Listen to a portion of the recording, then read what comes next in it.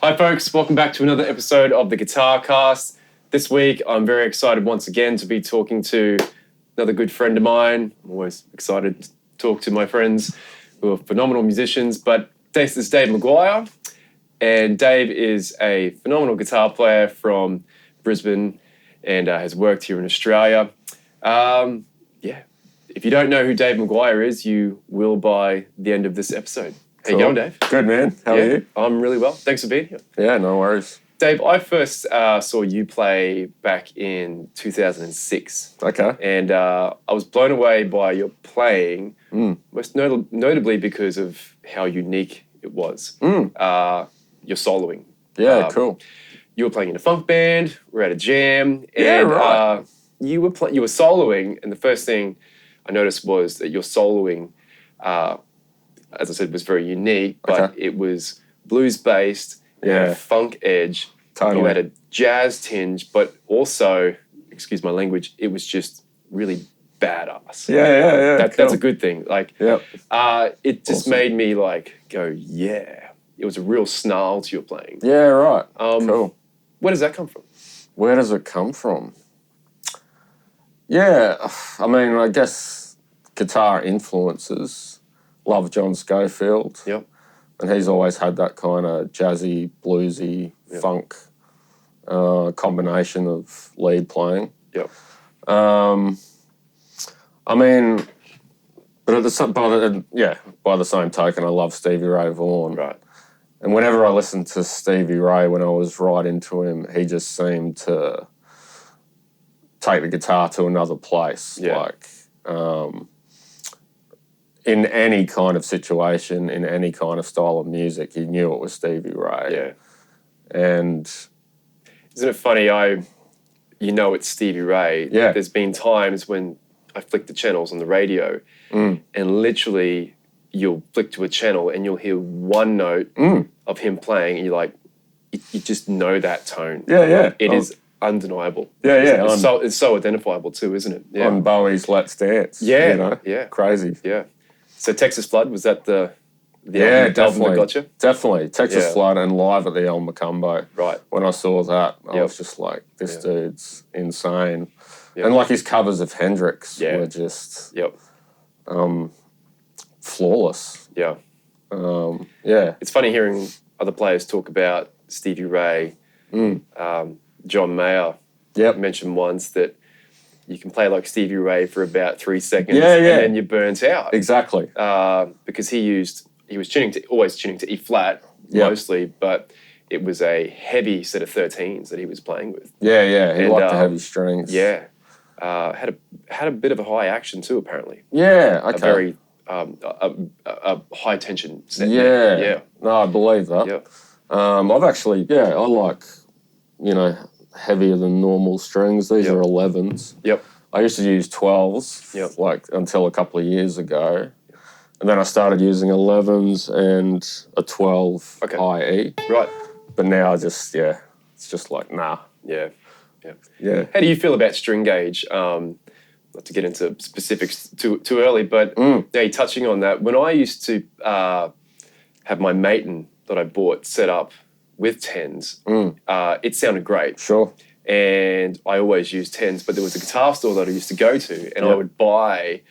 You get shamed. I was in the shame bin, and the guy it was the same guy every time that served me, and he knew me. He's like, "Oh, I'll get you some 10s for those girly fingers." Yeah, great. The tone-free zone. Yeah. And this is when I was quite younger, and I always remember thinking, "Oh, man, I'm just not working hard enough unless I'm playing 12s or 13s." Shocking. But, there's plenty of guitar players that play guitars set up really well with a lighter gauge string. Pretty sure Dave Gilmore is at 13s. Exactly right. So how do you feel about string gauge? Is it a... personally now, I like heavier strings. And I do like... Because a lot of the stuff, especially with guitar, a fingerstyle guitar, I'm digging in quite hard. Right. How do you feel? Like, is some things when you're digging in hard, you prefer a heavier gauge so you can just get a little bit more... Generally, I like heavier. But I totally get that, 10s, 11s, 12s, they're all going to sound fine. But for me personally, I mean, I did a lot of covers gigs on acoustic, and they were just long 4-set gigs, and I would just beat the shit out of my guitar. Yeah. And so I got used to using 13s on the Maton. But yeah, you know, that's not to say that in a couple of years I won't be using 12s. Yeah. Yeah. Great. And yeah, on this Strat, I couldn't go any lower than 11s. Yep. Yeah. So you have a 12 toppy. Not anymore. This is back to the 11. Okay. Because I used to think that like the tone of that E was a little thin. Okay. But totally used to it now. Sounds pretty thick. Yeah, it is, right?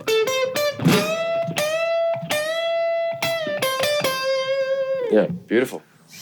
I saw James Sherlock play in Melbourne last year. Okay. And I went up and said g'day to him, and I had a play of his Stravinsky. Okay. And he uses 12s. Okay. And with a 13 on top. He was sure, saying, just a little bit more thickness if you're doing comping. Yeah. You know, to get that perceived a little bit more bass. For like chords and walking. So. Well, yeah. The other reason I prefer a little heavier is because if I'm playing a jazz gig, I'll use the Strat. Like I don't own a hollow body or anything anymore, so I prefer to use this guitar. And you kind of need a thicker tone. Yeah. Yeah. Yep. So Stevie Ray, big influence. I know also for you, Mark Knopfler. Totally. Is a big influence on you. So what got you into playing guitar, and which out of the two was the first one where it was like, I want to be a guitar player? For me personally, it was like Metallica was my thing, and I think all guitar players have that pinnacle point of like, this one. 100%. I want to be that one. Absolutely. Yeah. So for me, I started learning on my dad's classical guitar. Right. You're playing classical? Learned classical? A little bit of classical, but then I saw Eric Clapton Unplugged and basically wanted to play Tears in Heaven and Layla. Yep. Moved to an acoustic, then an electric, and really committed to the electric after listening to Dire Straits' Alchemy. Okay. That Sultans of Swing solo, Knopfler. Yep. Played with fingers. Play with his fingers with, sweatbands. Like, it's so funny because I heard that solo and I pictured someone like Slash, on their knees. I didn't realise he sang. Yep. And I didn't realise, he was using that finger technique. It's interesting on his fingers. Every time I hear that, it still sounds like a pick. Yeah. The fingers, the tone he gets from his fingers, his calluses, must be incredible, because even on the radio, every time I go, it sounds like a pick. It's even more defined than a pick. Yeah. Yeah. More snap to it. Yeah. But I think with that solo, I could there's just the way he built it, dropped it back, the musicality of it. Yep. And to think that, like, I never really wanted to sit down and work out note for note that solo, but I wanted to be in a position where I could play a solo like that off the cuff, with a band. So, Dire Straits, Stevie Ray. Yeah, Stevie Ray. Yep. And then blues, lots of blues. So what age were you when you started playing guitar? I was probably grade 5 or 6, so like 11, 12. And then into high school, it was, people were it was the 90s, so people were listening to Nirvana and Oasis and all that. But I was, heavily into blues and Stevie Ray and Clapton. Right. Yeah. 90s was a good decade for learning guitar. Yeah. As was, I think, 80s and 70s. I didn't grow up in the 80s or 70s, but, I mean, just thinking back now, even when I look at my students learning guitar now, the 90s, it was great, wasn't it? Because we had the 70s and 80s that we still went to, but there was also those other great bands, like saying Oasis and Nirvana, that we wanted to play as well. Yeah. So and Pearl Jam, I mean, they were an extension of Hendrix, like McGuire and those dudes. Yeah. The way they soloed. So you started playing grade 5 or 6, and then you went to the conservatorium. Yeah, And you did your Bachelor of Jazz Guitar. Bachelor of Jazz Guitar. You know, I was still pretty much just into blues when I started that. Yeah. But, it didn't take long to realise that blues is a, really important foundation of jazz. Yeah. How did you find transitioning? Myself, I wasn't really into blues until after I went to the until I went to the conservatorium. Yeah, cool. I was into metal, but you were already playing a lot of blues. A lot of blues, yeah. So did you find transitioning to that next level of, say, a jazz blues or something like something like Blues for Alice? Yeah. Right? Was that a lot easier for you? I don't know. I don't think struggled. It was easy. I struggled. It was still, Blues for Alice ain't Stevie Ray. Yeah. Did you swing backwards? Did you swing backwards? Yeah. I swung backwards for a long time. Yeah, okay. Yeah. So, yeah. For those who don't know what that is, that's swing has a rhythm to it, and more often than not, students get trapped by swinging backwards. Yep. So instead of batu, we go da da da da da da da. Look like a fool doing that, but that's basically a conundrum that I have. Well, yeah, I mean, it's interesting talking about swinging. Because, I guess that was a kind of light bulb moment, was realising that guys like Charlie Christian, Wes Montgomery, their lines were incredibly sophisticated, but they were also swinging their asses off. Yeah. Like it was just digging in. Yep. It was grooving. Yep.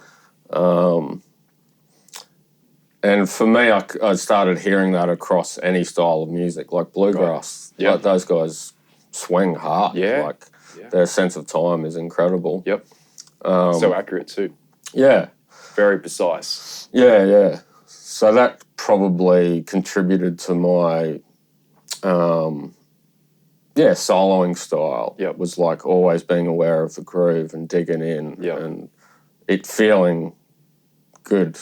Yeah. For me as well as, people listening. Right. Yeah. So touching on players like Wes,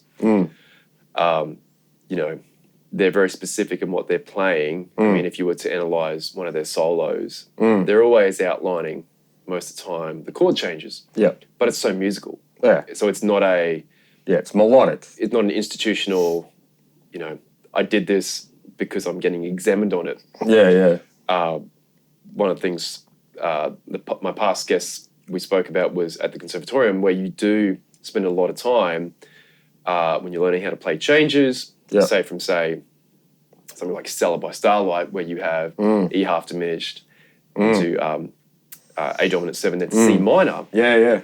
That you do spend a lot of time trying to work out, well, how do I play the right notes over those? Yeah. But then how do I make it musical? Absolutely. How do I outline the changes without it sounding like I'm just outlining the changes? Exactly. Yeah. And it's still, I don't know how you feel, but for me, I still think a lot as a guitar player. So if you were playing something now, say like just maybe vamping on like a B7.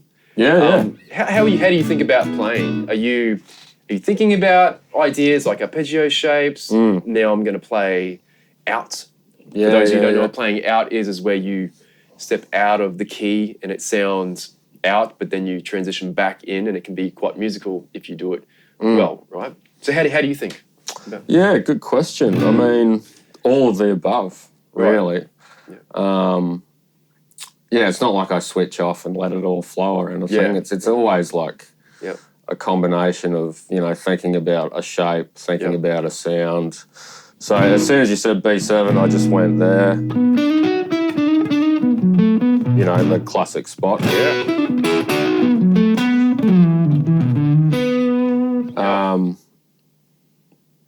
And I'm thinking, outlining the chord tones, obviously. Playing pretty bluesy, but I mean, if it was more of a funk thing.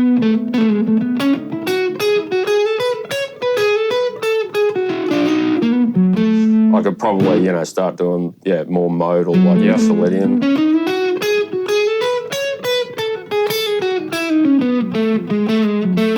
And then if I was going to play out, I might,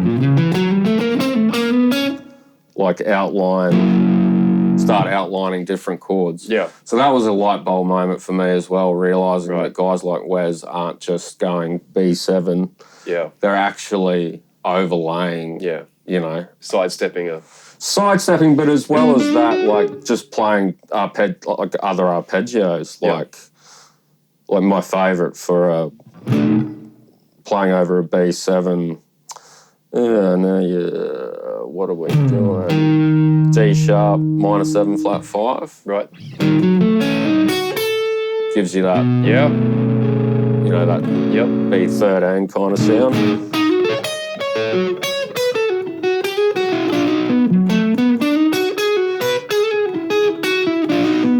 And then if you want something out, you can go up to that F sharp kind of, altered sound and resolve it back. I really like that altered thing. Right. Like that. Yeah.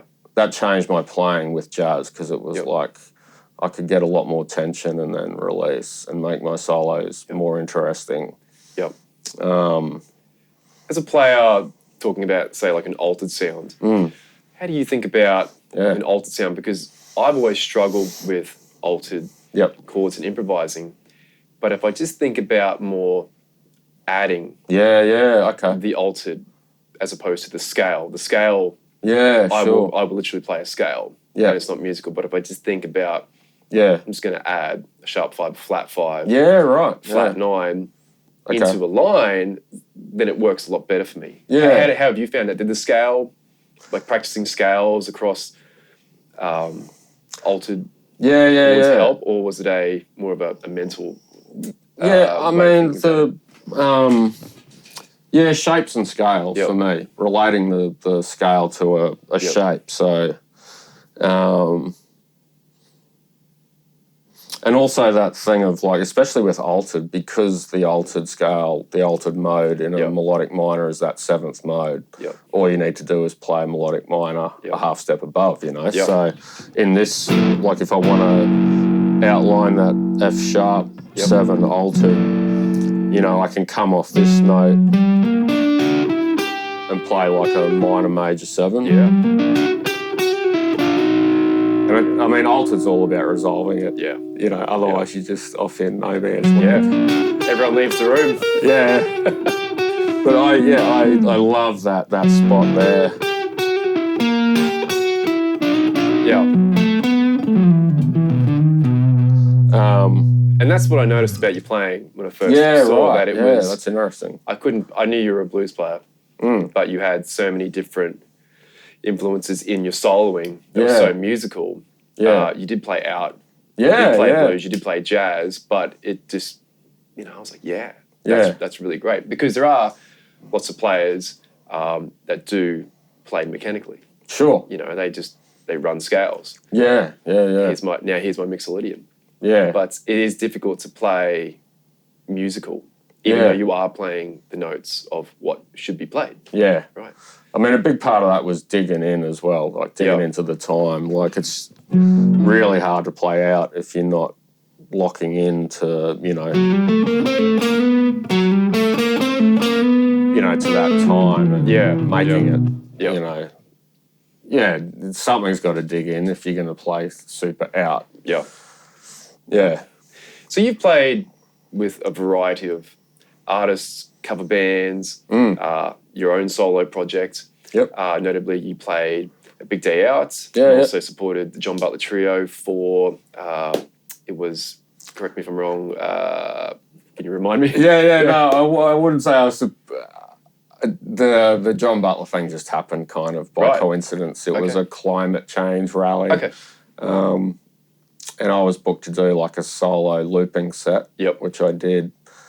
And then, John Butler turned up and, was going to play and he played. And I ended up jamming with him on a tune, which was really fun. Right. He's a phenomenal player. He's a phenomenal player, nice guy. Yeah. Such a cool tone. Yeah. This is getting a little bit nerdy, but have you ever seen the making of, it wasn't a making, it was they showed how they got the tone from the 3 album. Okay, yeah. And how it's an extensive, he has his Maton. Yeah, right. He has a DI. He has a Marshall amp. Okay. And there was another amp as well, and it was a blend. I could be wrong, so comment if I'm wrong. I'm doing my best, but it was a massive setup to get that tone. And because it's such a unique tone, right? Yeah, wow. That Maton, half distorted, half acoustic. Yeah. So, on your tone, like you and I have spoken a lot about, we share a thing in common where we don't really like pedals. Yeah. Sorry, guys. I would say I don't like pedals. Sorry, let me reframe that. Like, I don't discourage pedals. I just don't use them a whole lot. I'm more into amps. And I know, Dave, we've spoken that we go to the amp first before plugging in pedals. I do use pedals. Yeah. I do. Minimalist. Yes. Minimally. So your tone, like, I know you're a blues junior player. Yeah. What other amps have you owned, or what are your go-to amps to to get your tone? Because it comes from the guitar and fingers first, but of course the next thing you plug into affects that. Yeah, right? I mean, it's always. I love seeing a Fender amp when it's on the back line. Yep. I used to carry around a deluxe, but now they're just so heavy. Yeah. I love the junior. Yep. If I need it to be louder, just mic it up. Yeah. But I mean, when you listen to players like Stevie Ray, and Clapton, it's obvious that they're plugging in, they're getting their sound from their hands. Yep. So that combined with the Strat, and I guess the hands, the fingers, doing stuff a million times gives you that tone. Yep. Pedals. Have you ever owned pedals? Oh yeah. Like delay pedals and I had a delay pedal, lost it. I don't know where it is. Okay. I had a delay pedal once because I had to do play in the band for the musical Rent. Right. And there was there was one piece in particular that had that delay thing that I needed to recreate. I've just borrowed a really nice reverb vibrato pedal, which I've been using for like some shows with a singer doing Elvis tunes. Okay. And when you listen to that Elvis stuff, it's like reverbs up. Yeah. And so that's really fun. But I mean, if I'm plugging into an amp, I'm still using, some kind of overdrive pedal. Yeah. At the moment, it's just a blues. What are they? Blues. What's the blues? Lost pedal? Yeah. Blues. Oh, the blues drive? Blues drive. Yeah. Yeah, something like that. Right. Can't go wrong. Yeah, but I mean, I always liked how Stevie Ray had that thing where he could play clean and it was almost... Or he could play and it sounded clean, and then he'd just crank it, and the amp would break up. Yeah. Like, I always thought that was beautiful. Yeah. Amazing player. Yeah. Talking about playing for different artists, how do you approach playing for, say, a different artist, whether it's a cover gig, a jazz singer, you're in a blues band, a recording session, JBT? Yeah. Do you go in with a bit of a blank slate and think, what does the song need? Or are there certain things that you like to always play? So I touch on this because I guess myself, I always like to think, okay, what's the song need? Yeah. As opposed to, oh, no. Yeah, when do I solo? When do I play?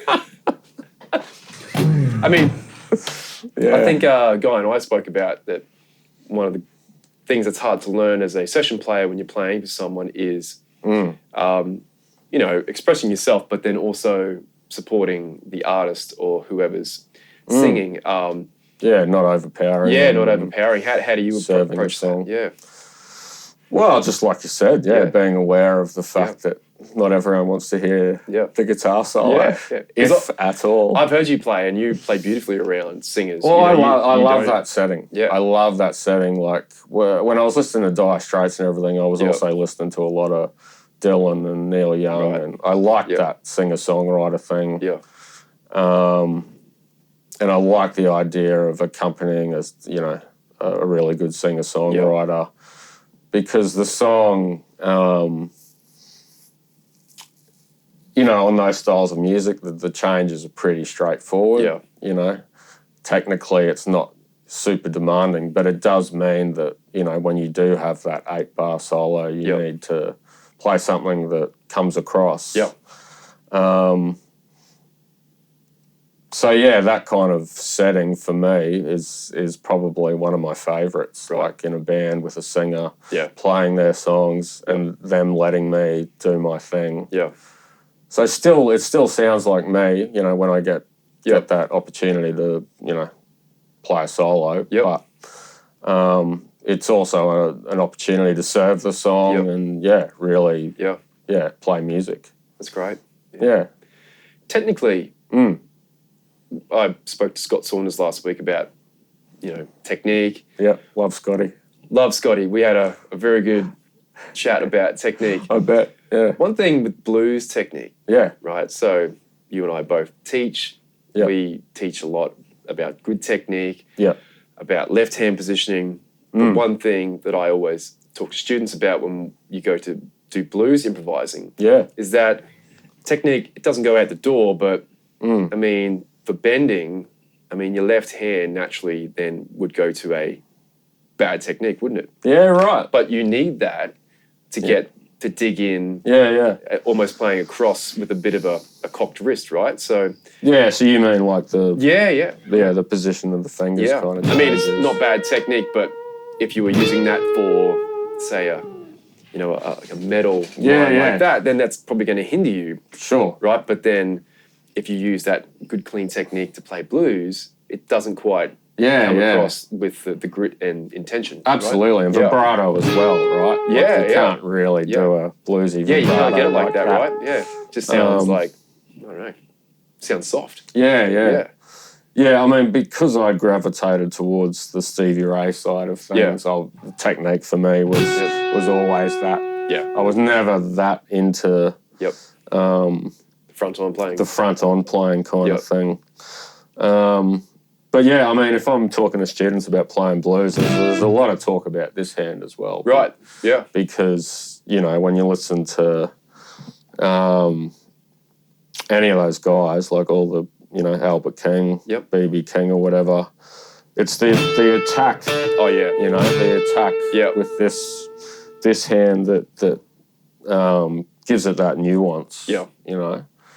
And I think that's true across the board with guitar playing. Like 100%. This hand is not talked about enough. It's not. Because it gives you all the, the dynamics. 100%. And gives you, the rhythm and the funk and the groove. The right hand and right arm, you said, doesn't get talked about enough. You are, in my opinion, so right that it's so important to get that right. Yeah. How you hold the pick varies, but there tends to be trends across the top players and how they all hold the guitar pick. Yeah. I was talking to Scott last week about playing with a fist, right. Over like that. Okay. It tends to create problems. How do you feel about the right hand and how to hold the guitar pick? Because I'm passionate about how to do it, but I want to get other people's it's so interesting perspective. It's not a one-size-fits-all, but in my viewing of top players, there tends to be similarities. Pretty close, right? Well, it's really interesting. I love heavy picks. Yep. So no fudging. Yeah, no fudging. I don't like it to bend at all. Yep. But I mean, I hold it like that now.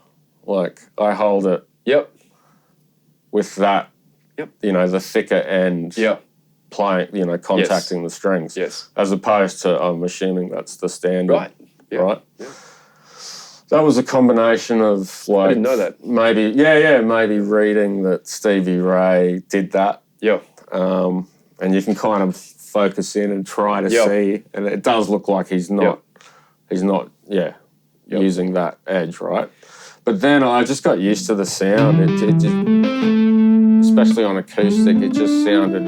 It rounds it a little bit? Yeah, rounder, as opposed to... Yeah. So, yeah, that's how I hold the pick. And, I mean, over the years, occasionally I've gone back to that, but, now it's just habit. That's how I hold it. Yep. Maybe I feel like that gives me a better grip. I don't know. I hear you on the rounded end. Yeah, right. Because I play those jazz tone 208s. Yeah, right. And, you'd have your... It's funny with guitar players, you can have 20 picks in the case, but there'll be one, one that's filthy and worn down. Yeah, yeah. And then when you lose that, you got to get a fresh one. Yeah. And you got a pointy end. Yeah, yeah. And you start playing and the singer goes, yeah, what are you doing? Are you doing something wrong? I know. No, and the pointy end, it's then, it's hard to play, right? Yeah. Yeah, well, it's not harder to play, but it gives you a harder attack. Yeah. It's definitely noticeable when you're plugged in. Yeah. So, I understand the, what, can I see what you're playing? Yeah, yeah. All right. The Gators. 1.5, is it? Yeah, 1.5. Yeah. Yeah. That's great. Yeah. I love your tone. Yeah, I can definitely hear the roundness now. Yeah, okay. And that's awesome. The other thing with the right hand, when I was doing the jazz stuff, talking about getting that swinging, digging into the time, my teacher at the time, Jamie Clark, came to a lesson one day and was talking a lot about kind of slurring into the strong beats or whatever. And I always much rathered getting, any kind of speed or whatever with hammer-ons, pull-offs. Like I was never into the alternate picking kind of thing. And I reckon that helps me dig into the time and kind of swing.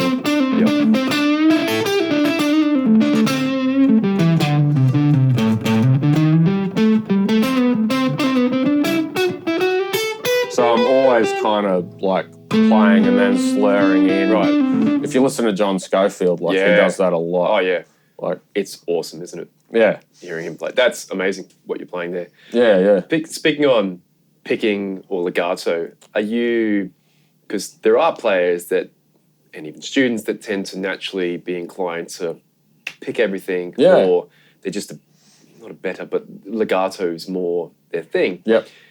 You're a combination of picking and like slurring and legato? Pretty much. Yeah. If you listen to James Sherlock, he's picking the hell out of that thing. Yeah. And it's amazing too because his technique, which I couldn't do, but tried for a long time, is that economy. Yeah, right. Picking, right? So where if you were descending or ascending, as you pick, you drag the pick back on the same angle, so you essentially get two picks. Two up picks or two down picks. Sure. And obviously you play faster because you're using less energy. Yeah, yeah. But I could never do it. Yeah, yeah. No, I don't think I could do it to the extent that he does it. Yeah. But I did like this. Yeah, I just love the sound of. So if I demonstrate a scale to someone, like I'm doing that. Yep.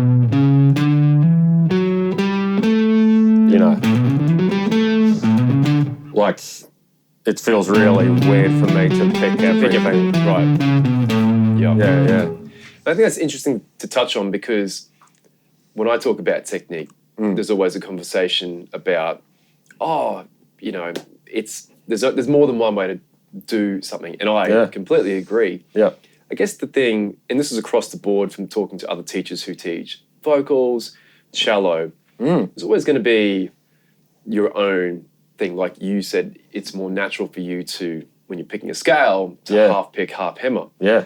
And I'm the same. There's certain things I just can't do it. Yeah. And there's a way I do it. But from the floor up, how you're sitting, your right arm placement, your left arm, that I believe needs to be addressed in everyone's playing if there is an issue with that. Totally. And then you have your own thing of, I'm a legato player, I'm a picker, whatever. But right arm is in a good position. Or in my a good left arm. position, and it's relaxed. And it's relaxed, it's not right? tense. Yeah. And How do you feel about the technical sides of posture? Because at the conservatorium, we spent a lot of time with teachers that would drill into us. How you're sitting is important. Where your left arm is important as your right arm. Yeah. Because there are players that naturally grew up without lessons, Sure. didn't have access to anything, Play down and here. play with the guitar around the ankles. I know. But it works for them, and I guess it's Steve Smith, the batsman in cricket.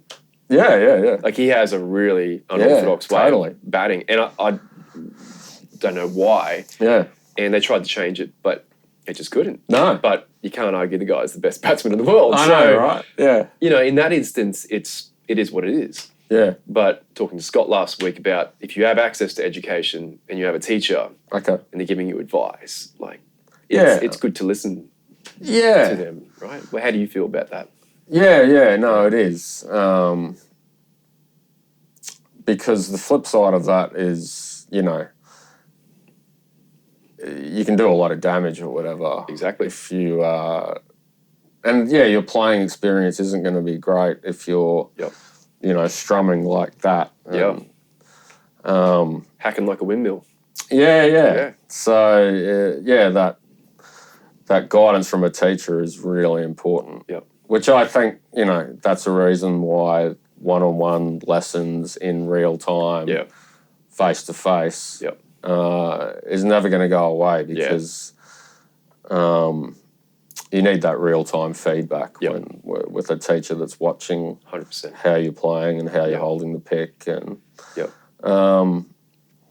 it's funny. There's just no hard and fast rules when it comes to when you go past those foundations, right? Yeah.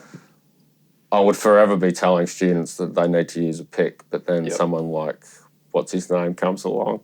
Right. Matthias. Is it Matthias? Exactly. And it's like, I can't. The definition that guy gets with his fingers is insane. And touching on that, that's interesting because when he's interviewed, he just says, picks just don't work for me. Yeah. And even his right-hand technique, he starts with his third finger. Yeah, right. Where I teach classical guitar. Yeah. Most of the time, you're starting with IRM, right? But he starts with his third. Yeah. And it's just something that naturally works for him. But his left hand is beautiful, isn't it? And his right hand placement. So as we're speaking about those fundamentals, but then where it goes from there is an individual based thing, isn't it? Yeah. So you can do your thing for sure. Yeah. And I guess, when you look at blues guys like Albert King, tuning down, playing upside down. Yeah. There's no there's no Where's with his thumb? Yeah. Yeah. So obviously if he was going to a guitar teacher, they'd say, What are you doing? Yeah. But I don't know how he started playing like that, but it works for him. I have had some students that have played by themselves for quite a number of years and have developed a technique that, as I was saying to Scott last week, would be a little bit, we need to fix that, but it's probably too late. But it's not getting in the way. Not getting in the way of them enjoying playing guitar. That's it. If it's how do you feel if something's not getting in the way? Let it be. Oh Yeah. I think so. Yeah. Yep. So can we play a bit? Yes. Yeah. Please. All right, folks. You choose. Me choose. Yeah, you choose. What do you want to play? Do you want to do a biker blues? Okay. What do we do? In E? Yeah. I'll try and get my changes right. All right. I'm going to play, I'll try to recreate that 2006 jam. Oh, 2000. No pressure. Yeah. Should I have some coffee first? Yeah. Yeah. All right. What was the biker jam? God, no, I won't say that. Oh, yeah. I love that tone. What year is that again? Oh, it's just maybe 2006, funnily enough. It's a good year for Fender. Yeah, This is the 2005. No shit. Yeah. Amazing. Yeah. So, all right. Let's do it. All right. E. You start.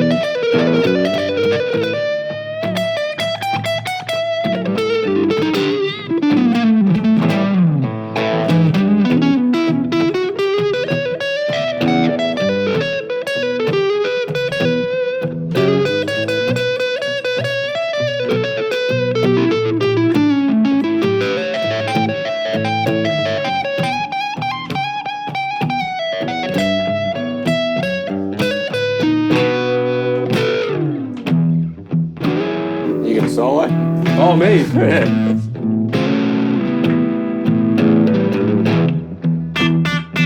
I'm gonna use fingers.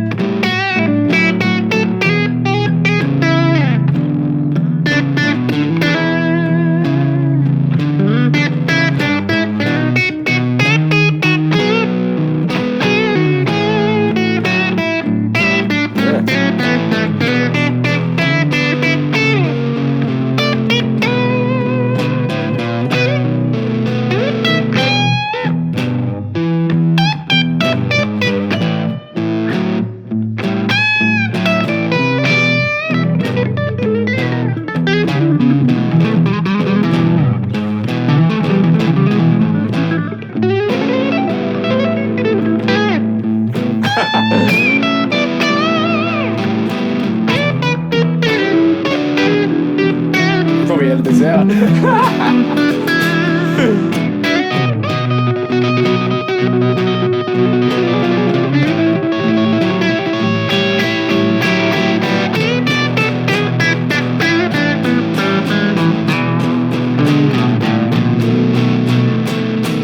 Yeah. Do you want to keep going? Yeah, no. That's why I play fingerstyle. I don't play lead. So good. That's awesome. Yeah. Well, Dave, it's been real, mate. Yeah, man. Thanks heaps for coming on. No worries.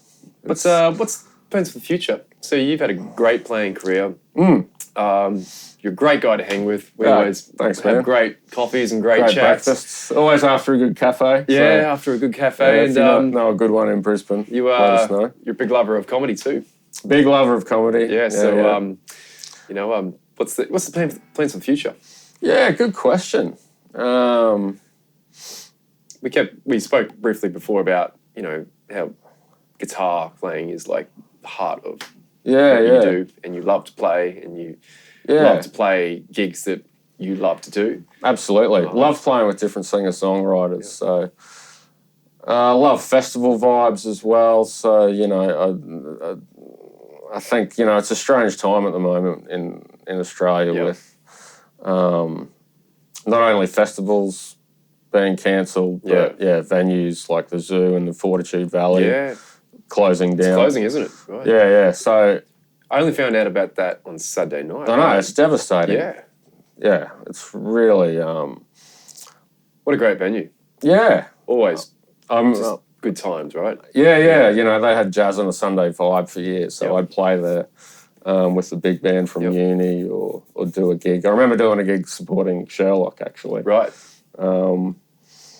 But for me, being able to play to an audience, being able to tour, I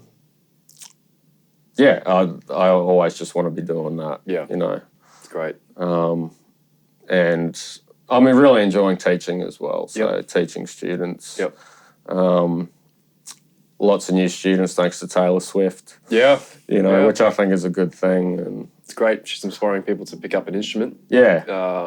I guess, So what I'm saying, in this kind of environment where there's lots of factors that could impact musicians, it's great to be able to still play and still, teach guitar. Yeah. It's exciting but uncertain, isn't it? Yeah. It's very tumultuous as I was talking to Scott last week about, we look back at the CDs to iTunes, iTunes to Spotify. Yeah. Spotify now, mixing with TikTok and, which one's more popular with YouTube. Yep. And then, micro content. Yeah, people's attention spans. Yeah. Social media. So I totally agree that it's still a good thing that we can play gigs. Yeah. We can teach, and that there's still young people interested in picking up an axe and playing some Mark Knopfler. Yeah. So let's do it. Can we do it? Yeah, sure.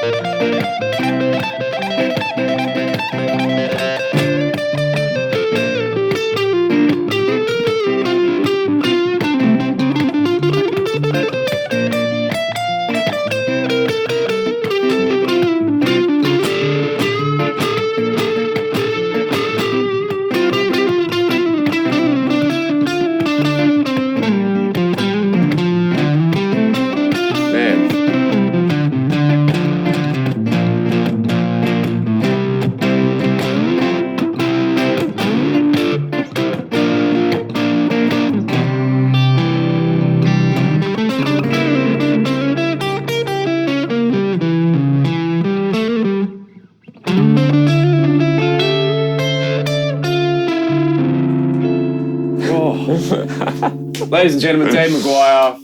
Thanks, man. As Thanks I for having me said, on. unbelievable guitar player, phenomenal guitar player. I still love playing with you. Oh, man. And I love watching you play. Awesome. I always feel like I get my ass kicked, which is a good thing because, as Scotty and I spoke about, you get better by playing with better people. Sure. Or, people that do something that you may not do as man. well. You always learn, and I love learning from people that make, how you doing that? Cool, man. It's never ending learning journey. I can't pick like you. Oh, mate, I can't rip like that. That's awesome. Cool. Mate, thanks so much for coming on the show. So, where can we catch you playing a gig? Oh, what's coming up?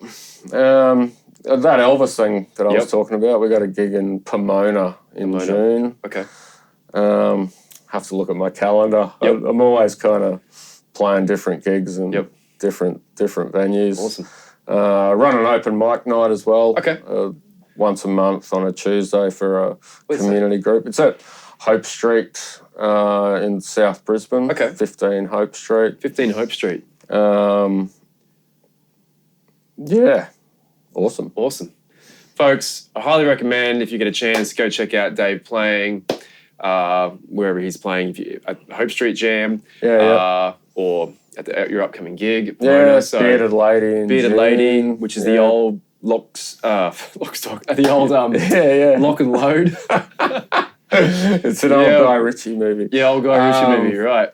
Yeah. Actually playing Blues on Broadbeach with Jimmy Beavis. Nice. That's coming up. It's I love Jimmy Beavis. Yeah. I only got to play with him once, but back in 2008. And that great was harmonica singer. Just cool guy, cool tunes. So Blues on Broadbeach is a great lineup. Fantastic. Yeah. Mate, thanks again for coming in. Do you want to out with a lick? Out with a lick. So, oh, God. What would you play?